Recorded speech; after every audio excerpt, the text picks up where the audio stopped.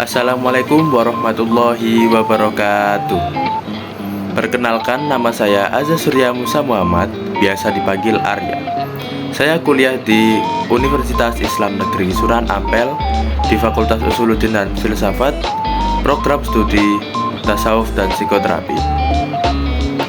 Di sini saya akan menampilkan sebuah presentasi dengan judul Strategi Pendidikan Berbasis Islam.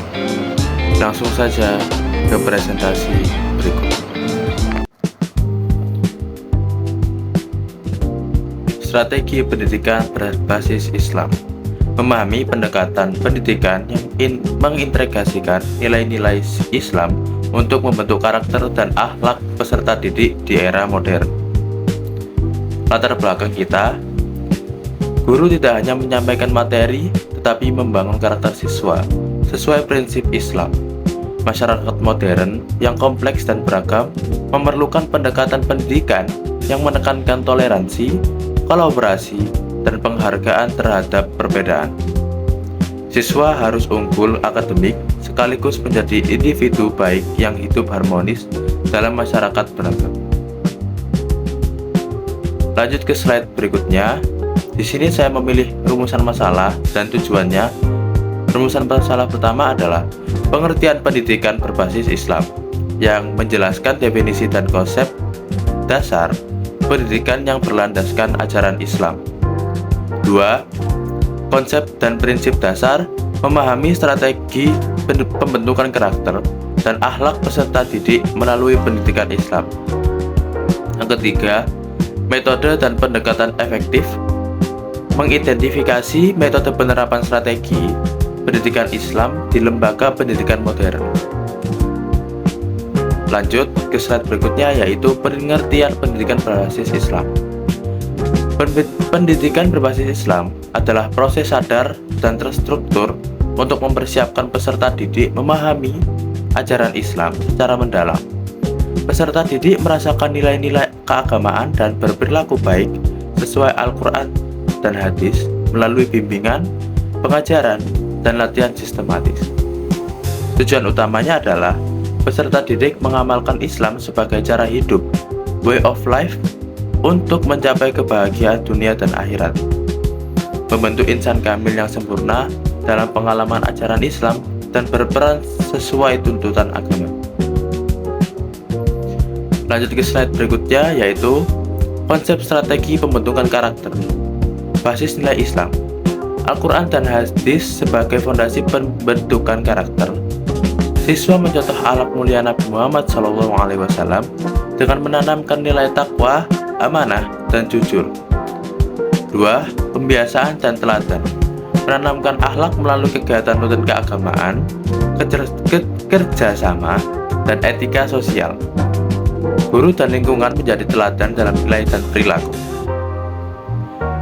Nilai multikultural. Toleransi, penghargaan, keberagaman, dan kerjasama sebagai aspek utama. Mengajarkan sikap saling menghormati untuk menciptakan masyarakat harmoni dan damai. Lalu berlanjut ke slide berikutnya, yakni metode efektif penerapan. Konsistensi nilai Islam. Visi misi selaras dengan prinsip keislaman. Kurikulum terpadu mengintegrasikan ilmu umum dengan ajaran Islam.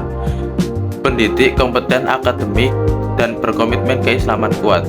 Pengelolaan keuangan mengikuti prinsip ekonomi syariah.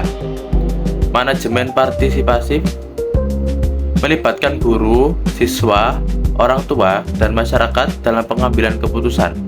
Sejalan dengan prinsip musyawarah Islam, meningkatkan rasa tanggung jawab dan dukungan kolektif terhadap program pendidikan.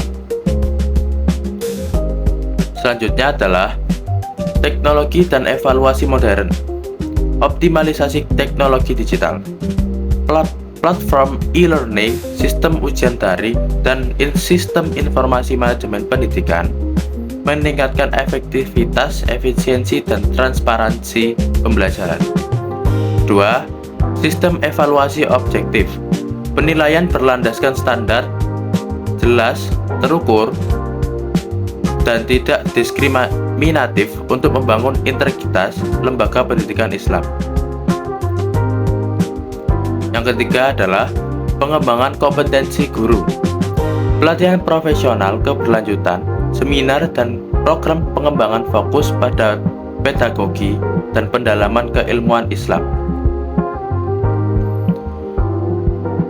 Lalu di slide berikutnya ada tingkat implementasi pendekatan sistem. Di sini ada tiga tingkatan, yaitu yang pertama kategori tinggi, kategori sedang, dan kategori rendah. Kategori tinggi adalah teknologi pembelajaran digital seperti LMS, video conference, kurikulum terpadu agama umum, dan manajemen kolaboratif dengan melibatkan orang tua dan komunitas. Kedua, kategori sedang, tahap transisi dengan keterbatasan infrastruktur dan budaya organisasi tradisional. Pendidik masih menunjukkan resistensi terhadap perubahan, membutuhkan pelatihan dan investasi infrastruktur. Yang ketiga, kategori rendah, pembelajaran tradisional tanpa teknologi, keterbatasan dana, SDM kompeten, dan resistensi perubahan. Memerlukan dukungan kebijakan dan pelatihan keberlanjutan untuk transformasi. Yang terakhir adalah kesimpulan. Pendidikan berbasis Islam mengintegrasikan nilai-nilai keislaman dalam seluruh aspek pembelajaran untuk membentuk karakter dan akhlak peserta didik. Strategi efektif mencakup basis nilai Islam, pembiasaan, keteladanan, dan penghargaan keberagaman. Implementasi memerlukan konsistensi nilai, manajemen partisipatif, teknologi digital, dan evaluasi objektif. Kesuksesan bergantung pada dukungan berkelanjutan dari keluarga, sekolah, dan masyarakat untuk menciptakan insan kamil yang relevan dengan tantangan zaman modern. Sekian dari saya. Presentasi tadi mungkin kurang jelas atau tidaknya, saya mohon maaf. Wassalamualaikum warahmatullahi wabarakatuh.